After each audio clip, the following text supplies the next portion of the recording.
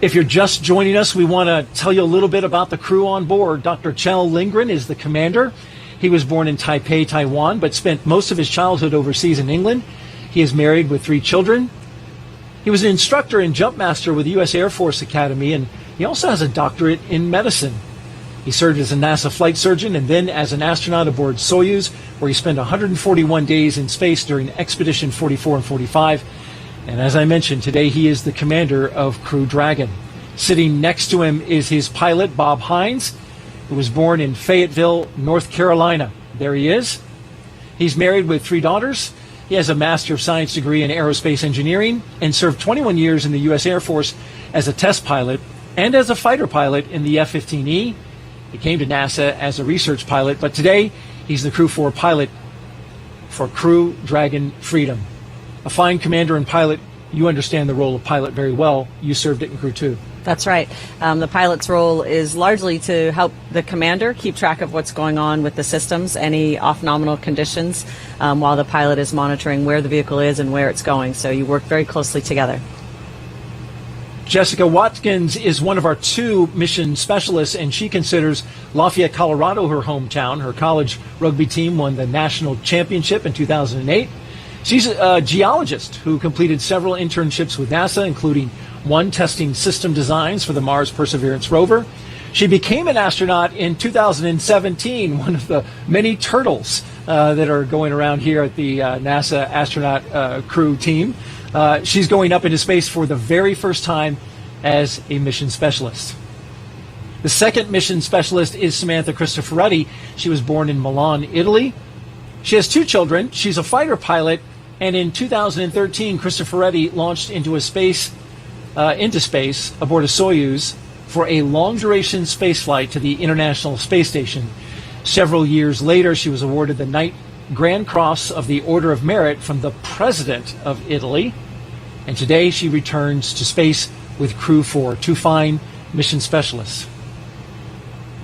Now, each of these 4 crew members will be a part of Expedition 67 once they arrive at the International Space Station. If you are here locally and watching this broadcast and want to step away from the screen, lock load has begun. Just heard the call out for Stage 2 prop load. As I was mentioning, if you're listening to the radio, you can find the launch coverage on the frequencies you see at the bottom of your screen. VH radio frequency 146.940 on the megahertz scale, and UHF radio at 444.925 in the FM mode on the megahertz scale. All of that can be heard here on the Space Coast. Megan, let's talk a little bit about your science. Your team spent 199 days in space, a record, you call it 200, a SpaceX record for an entire crew of astronauts. With all that time spent on board Space Station, can you explain how Space Station acts as that orbiting laboratory where Crew-4 is heading right now? Absolutely. So the space station is obviously a very unique environment, right? It's long-term access to micro-G environment that scientists can't replicate or simulate accurately here on Earth. So it's the ability to run these experiments that teach us fundamental things about the physics of fluid mechanics, about combustion, things that we can't, again, replicate on Earth, that can lead to discoveries that can benefit us in space, but can also benefit us back on Earth, like understanding diseases well enough to create new treatments for them, or understanding combustion in a new way to allow us to build cleaner burning engines. You mentioned some of the science that you've worked on. What was your the most impressive and stands out to you in your mind? Well, it's hard to choose a favorite, but of course one that is always popular is one you get to eat. So we got to participate in the Plant Habitat 4 experiment, where we grew chili peppers that hailed from Hatch, New Mexico. And so we got to monitor them over a period of many months. It was a fruiting plant that took a long time to germinate and to fruit. And for long duration missions, will provide an important vitamin C and other minerals for crews on long duration missions. And they were also just really tasty. So that was a lot of fun. That's a bonus. And, you know, growing plants in space is part of deeper space exploration, especially growing them in mass amounts, right? So that you can feed a crew. Absolutely right. It'll be an important part of those future missions. Crew-4 will fly aboard a brand new Dragon capsule, by the way, that the astronauts named Freedom. But the booster has flown 3 previous times, and there you can see it there with the sooty-covered NASA meatball right above them. That's Crew-4 below, standing next to their booster. This flight will be the 4th for that booster, which is a first for NASA and ESA astronauts. Now, at the time that booster lights and takes that crew into space, the International Space Station will be 260 miles over western Romania. We talked a little bit earlier about chasing down station. Well, when this thing lights, Crew-4 will then spend the next 16 hours chasing down the International Space Station for a rendezvous at 8:15 this evening. And there's a special guest there. That is an Apollo astronaut, Harrison Schmitt. He is a moonwalker, you may recall. One of the 12 men who walked on the moon. He launched on the night of December 7th, 1972, from the same launch pad we're using tonight, Pad 39A. And then 3 days later, Schmitt and Commander Gene Cernan landed on the moon. What an honor to have him watching tonight. He, a geologist, watching another geologist, Jessica Watkins, going up to space today, so they share that. And Harrison Schmitt, one of the 4 surviving astronauts who walked on the moon. Buzz Aldrin, David Scott, Charlie Duke, and Harrison Schmitt. And they are a national treasure. Megan, we are T-minus 12 minutes and counting. Some final thoughts as we get ready to light this candle for, by the way, Samantha Cristoforetti's birthday was yesterday. Yes. What a big birthday candle. That's right. It's a pretty good birthday celebration, I think. She's going to enjoy that. But what will they experience the moment of liftoff? The moment of liftoff is really, it's hard to describe. I've heard it described as lots of different things. A kick in the pants, someone hits your chair with a baseball bat. It's almost indescribable because you start moving so fast and you're accelerating so fast the whole time that it's just a sensory overload. You're really, really moving fast. And on our crew, people enjoyed that very much. There was a lot of hooting and laughing basically in response to that. And as the rocket changes its speed, it accelerates down and then back up again. You feel all of that, and it's a tremendous ride. Astronauts from Crew-4 getting ready to experience that. We're about to watch this launch. So T-minus 11 minutes and 25 seconds. Let's toss it to Andy at SpaceX in California. Daryl, Megan, thank you so much. It's getting more and more exciting here as we are just about 11 minutes until liftoff. Things are still looking great for both Falcon 9 and Dragon. Falcon 9 began loading propellants at the T-minus 35-minute mark. We should finish around the T-minus 2-minute mark. Right now, densified liquid oxygen is loading and continuing on the first stage. And again, this is going to wrap up around the T-minus 2-minute mark. The Dragon mission director and team are reporting no issues. Communication checkouts are complete. The crew access arm is retracted. The launch escape system is armed, and the crew is strapped in and ready to go. Final instructions to the crew come in at the T-minus 10-minute mark. The crew displays will be configured for launch. The setup gives the crew insight into how the launch is proceeding and provides constant update on vehicle health. At T-minus 5 minutes, we'll be in terminal count, and the Dragon will transition to internal power. And we'll hear continued callouts on the countdown nets as we get closer and closer to liftoff. Range and weather are both green. Right now, I am joined by Dan. Dan, after ascent, we're going to hear some callouts for different types of abort modes, right? Yeah, that's right. On the way uphill, you'll hear. SpaceX, please confirm crew displays are configured for launch. Freedom confirms. Displays are configured for launch. SpaceX copies Crew-4, and on behalf of the entire SpaceX team, we're honored to have you aboard Dragon Capsule Freedom today. It has been a privilege working together to prepare for this launch to the International Space Station. We wish you a great mission, good luck, Godspeed, and time to let freedom fly.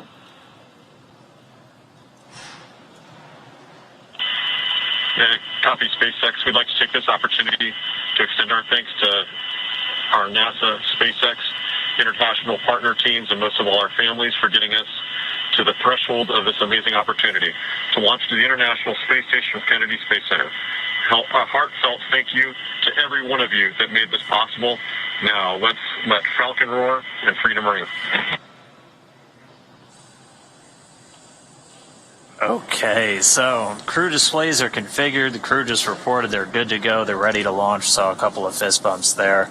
But yeah, as you mentioned, we'll hear a couple of different call-outs on the way uphill, a combination letter and a number. You'll hear 1A right at liftoff, and these just correspond to the different abort modes. There's 2 for the first stage, and then A through E for the second stage, and these are telling the crew essentially which direction Dragon's going to be pointing when it performs a burn of those Super Draco engines. Also gives you an idea of where they're likely to come down if we have an abort on the way uphill.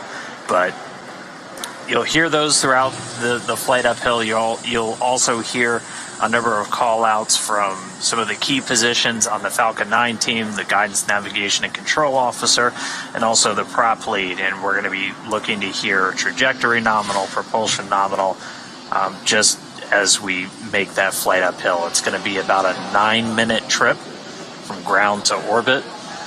And right now we're just 8 minutes away. And we've got a couple more events coming up starting at right around 7 minutes. Right, Andy? Yeah, in about 50 seconds at T-minus 7 minutes, we're going to begin engine chill on the first stage engine. This is where we inject a small amount of super chilled liquid oxygen into the Merlin engine turbopumps before letting the full flow of LOX during ignition. So we do this in order to make sure that we don't shock the engines because liquid oxygen is so cold. We actually do the same exact things for the second stage engine. That happens during ascent, but we should hear the call out after liftoff for that as well. And again, that is coming up in about 15 seconds, and we should hear the call outs over the nets.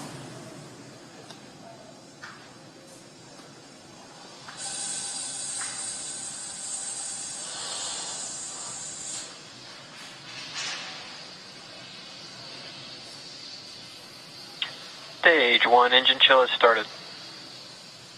And that was the call out. So again, a small amount of super chilled liquid oxygen being flowed into the Merlin engine turbopumps. There was 9 Merlin engines on the bottom of the first stage.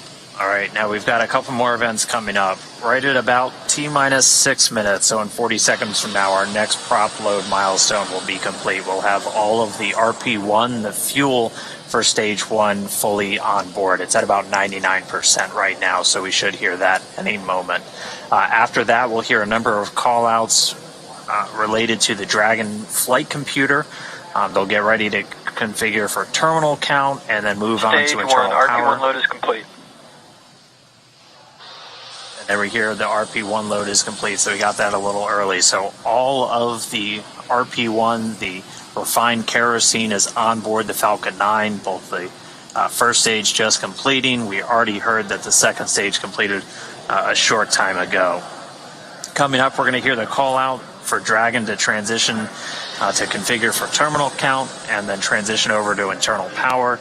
And then we'll hear the propellant tanks on Falcon 9 getting ready to pressurize, adding some additional rigidity and structural support as we get ready for the strong back to retract. It'll move just a couple of degrees at first, and then we'll see it swing open completely at the moment of liftoff. And that strong back providing access to Falcon 9. It's also providing all of the fueling lines and umbilicals for both prop load and all of the different gases being loaded on board the vehicle. So those are coming up. We're going to continue to check through a couple more fueling milestones as well. The final one we're going to hear is at just 2 minutes before flight when we get the liquid oxygen finished on board that second stage.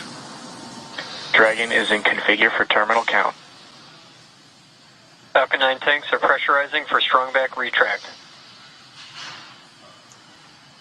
So that call out that we just heard, Falcon 9 is beginning to pressurize for the strong back retract.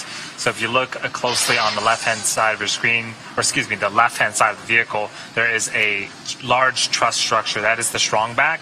We have some clamp arms just at the bottom of Dragon.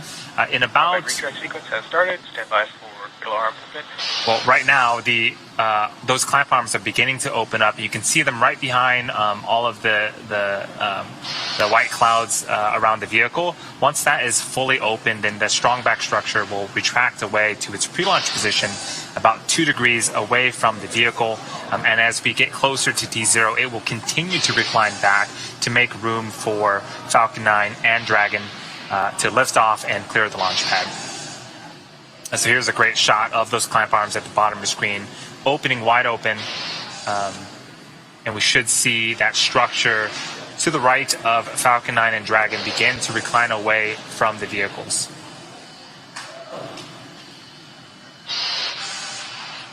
This whole sequence takes about a minute, a little over a minute to fully complete, and we expect this to complete in about 15 minutes.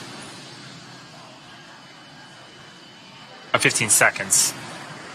So you can see on screen that strong back is beginning to recline away from Dragon and Falcon 9.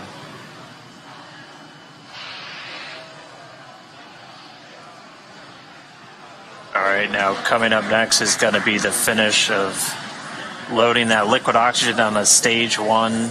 We finish up on the liquid oxygen. Stage 1 LOX load is complete. There we go. All of the oxidizer loaded onto stage 1. Yep, and in about a minute here, we should hear the last call out related to propellant. That's going to be stage 2 LOX load complete. And again, that is the last of propellant loading on the vehicle. Dragon is in terminal count and on internal power. And as we wait for that call out, all of the white clouds that you're seeing on screen, that is normal and expected for us at this stage in the countdown. We'll continue to see them build up as we get closer and closer to D0. We want to make sure that we are keeping the tanks as full as possible, and the warm ambient air of Florida is helping to create those clouds around the vehicle.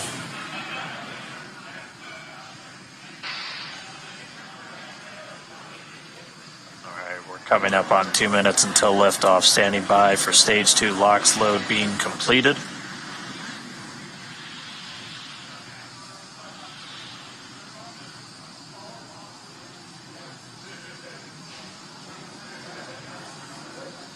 Stage 2 LOX load is complete. Dragon is in auto idle. All right, Dragon's flight computer and auto idle. Next, it'll flip over to countdown. Expect loud venting. Gas closeout has started, so we're now isolating all of the feed lines for the different gas systems from the Falcon 9 rocket. They're going to then get vented. Hear that venting start. They're going to get vented overboard through umbilicals and through the strong vac itself. Coming up at T-minus 1 minute, we're going to hear Dragon is in countdown. Its flight computer will switch to countdown mode. We'll also hear that the flight termination system on Falcon 9 is armed. Falcon 9 will move into startup and take over control. FTS is armed. Falcon 9 is in startup and is now controlling. Dragon is in countdown. Dragon's flight computer in countdown. The FTS, that flight termination system on. Freedom, SpaceX, go for Crew-4 launch. Freedom is go for launch. SpaceX reports go. Crew reports T-minus go. 30 seconds. You heard it there. 30 seconds away from liftoff.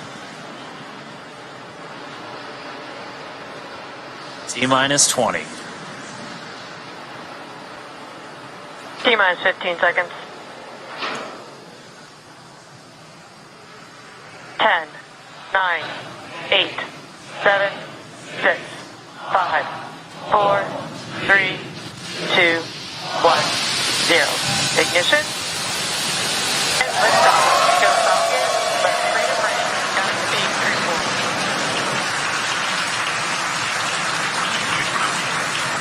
Vehicle is pitching downrange. Copy 1 Alpha. Freedom soars and the Dragon flies forward. Vehicle already pitching downrange. All 9 Merlin engines have lit. Stage 1 propulsion is nominal. Getting good performance on stage 1 propulsion already.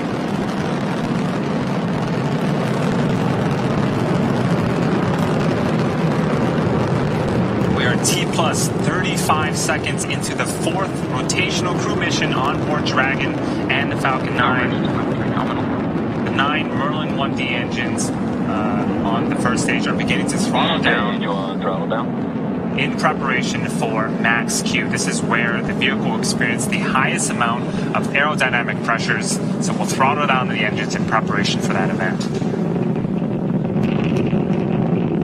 Vehicle is supersonic. All right, so we've passed the speed of sound. We're already Max Q. And there's our call out for max Q. Stage 1, throttle up. So right after max Q, we will begin to throttle those engines up again. Copy 1 Bravo. And 1 Bravo, so we're in the second and final abort mode for the first stage. Continuing to get good performance, though. The crew already pulling in excess of 2 Gs. And coming up next is going to be a couple of events in rapid succession. Yep, in about 10 seconds here, we're going to be performing engine chill on the second stage MVAC engine. And then in about a minute, we're going to start off with MECO, also known as main engine cutoff. This is where those 9 engines that you're seeing ignite on, being lit up on screen, those are going to cut off in preparation for stage separation, where the first and second stages will separate from one another, and then the single Merlin vacuum engine on the second stage will ignite and continue to carry our Crew-4 astronauts to orbit. Heard that MVAC chill has started. Stage 1, throttle down. The 9 Merlin engines starting to throttle down. And standing by for MECO.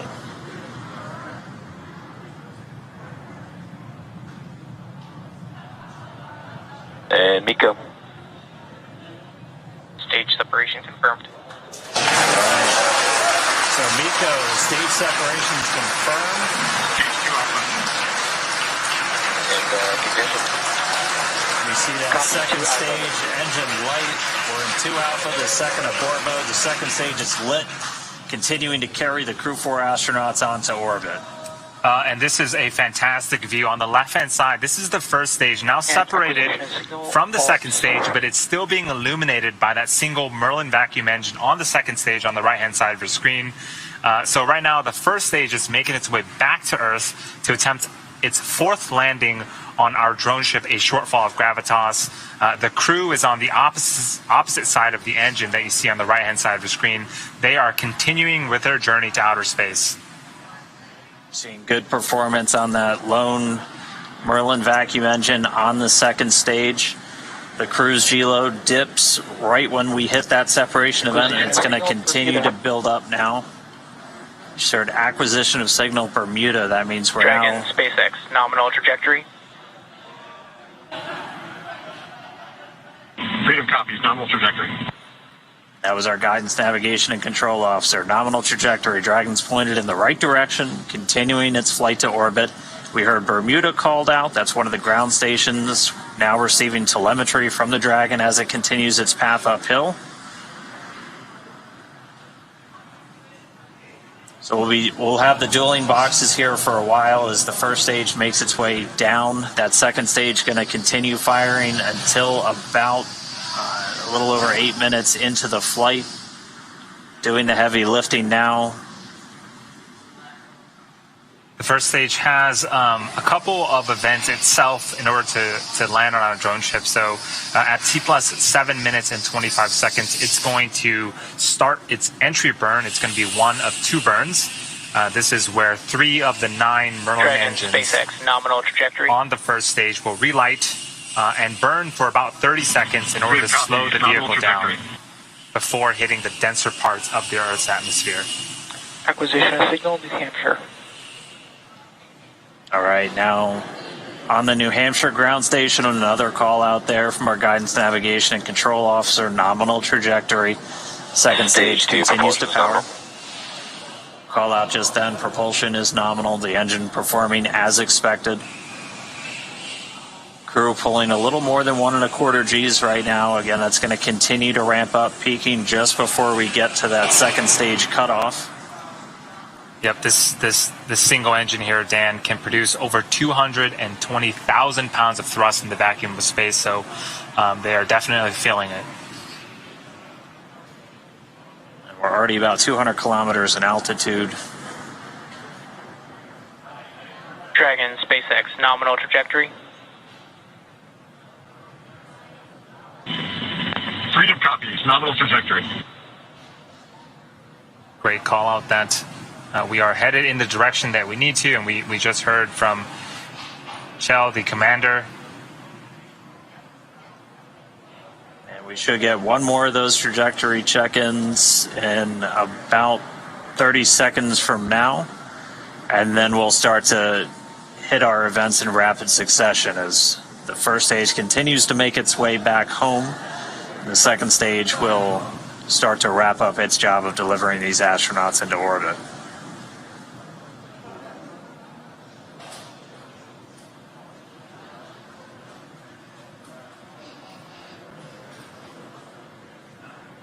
Yeah, we don't see it on screen right now, but the first stage is making its way back to our drone ship in about Dragon, SpaceX, nominal trajectory.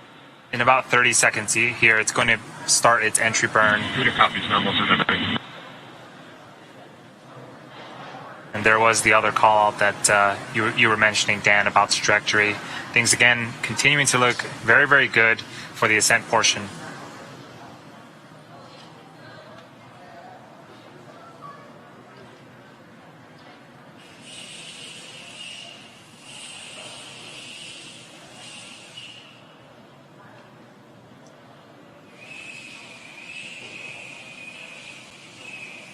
Stage 2, flight termination system. So for those just joining us, we are Entry burn startup. just under 8 minutes into flight. We have 4 astronauts as part of the Crew-4 operational mission. You can see on the left-hand side, this is our first stage with 3 of 9 Merlin engines reignited and slowing down the first stage before we hit the denser parts of the Earth's atmosphere. So this first stage has one more burn left. Burn shutdown. That's going to happen just before the T+9 minute mark, and then we'll attempt a landing for the 4th time on our drone ship that's currently parked in the Atlantic Ocean.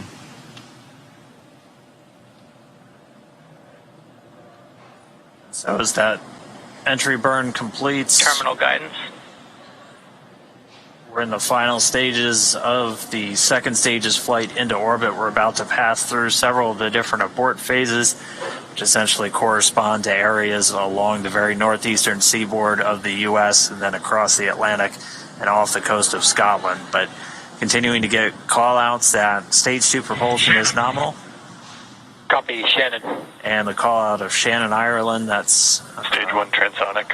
indicative of our final abort zone. And after this second stage engine shuts off its engine, we are going to be listening for the confirmation of a good orbit, which tells us that the crew and Dragon are where they need to be in Stage 1 orbit. landing burn. Dragon, SpaceX, nominal orbit insertion. And that was the call out that we wanted on the second stage. Here's a fantastic view We're glad to be in orbit.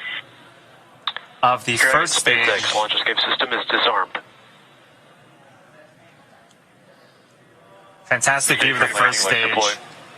Landing legs have been deployed, returning back to Earth for a 4th time.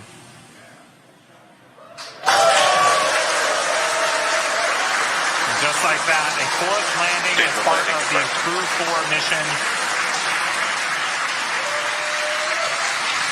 You can hear the applause behind us.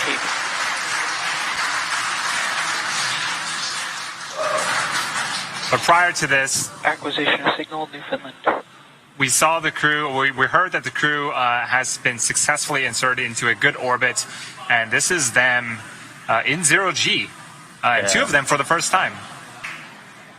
And getting a look, it looks like we might have a couple of 0G indicators. I see a turtle in Bob Hines' hands. That is the nickname for the astronaut class from 2017, of which he and Jessica Watkins were a part.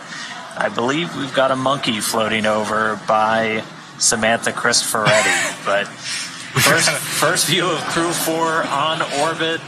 experiencing microgravity. They're still attached to that second stage, which at this point is going to continue to coast for a couple of minutes. It's got small reaction control thrusters on the upper part of the second stage that can be used to cancel out rates, essentially making sure that they're on a stable coast before we get to that separation event, after which we'll see Dragon Freedom flying free for the first time. We've got, a couple of stowaways. The Turtle class really does seem to be taken over now with a Turtle 0G indicator. All right, we should be just about a minute away from that separation, after which a number of activation checkouts occur automatically. First, checking out 12 of those Draco maneuvering thrusters all around the service section of the Dragon capsule. We'll also start to get ready for the nose cone opening, which it stays closed for the flight uphill to help protect all of those guidance, navigation, and control sensors. It's also covering 4 of the Draco thrusters that we're going to be using for providing the majority of the thrust, the push for these different phasing burns as Dragon chases down the space station. But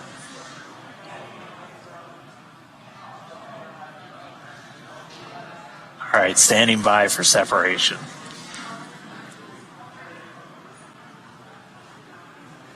So typically we'll get a shot from the second stage looking at the unpressurized service section of the Dragon. And there it is. What a magnificent view.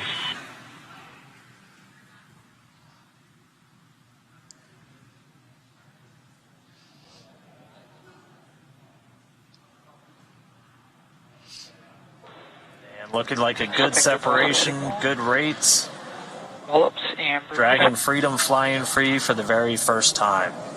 So again, now those Draco checkouts are starting, and pretty shortly we'll get to the nose cone deploy, and that's when they'll start to open up hooks that are holding the nose cone in place, and it sounds like that has begun. And expected loss of signal, New Hampshire.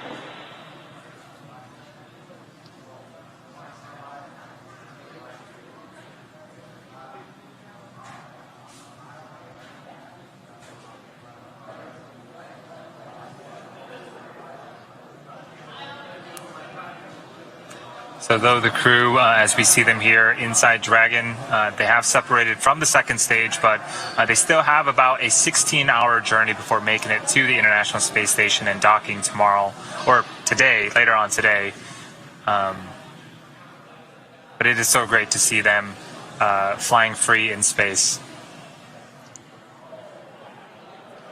And we did get confirmation that that nose cone deploy sequence has started. So again, those 6 hooks that hold the nose cone in place during the launch and ascent portions have to retract, and then the nose cone will be able to start to swing open and deploy, and that will uncover a number of critical systems for Dragon's flight up to the space station, not the least of which Freedom, LD, I hope you enjoyed your ride. It's been an honor flying with you, Chell, Farmer, Samantha, Jessica.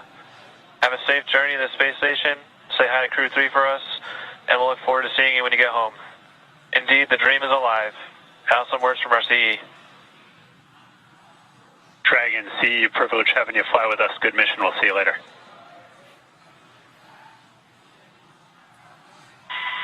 And from Freedom, we want to thank a big thank you to SpaceX, the Commercial Crew Program, and specifically the Falcon 9 team for a great ride. It is a privilege to get to fly this new vehicle, the Crew Dragon Freedom, to orbit.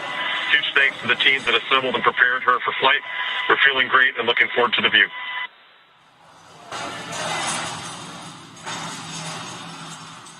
All right, so some congratulatory words from the launch director and the chief. The chief engineer up to the crew on board Freedom. Chell radioing down their thanks for the smooth ride to orbit. So, as Andy said, we've got about 16 hours. And Freedom, SpaceX can confirm nominal dehumidifier activation and service section Draco checkouts.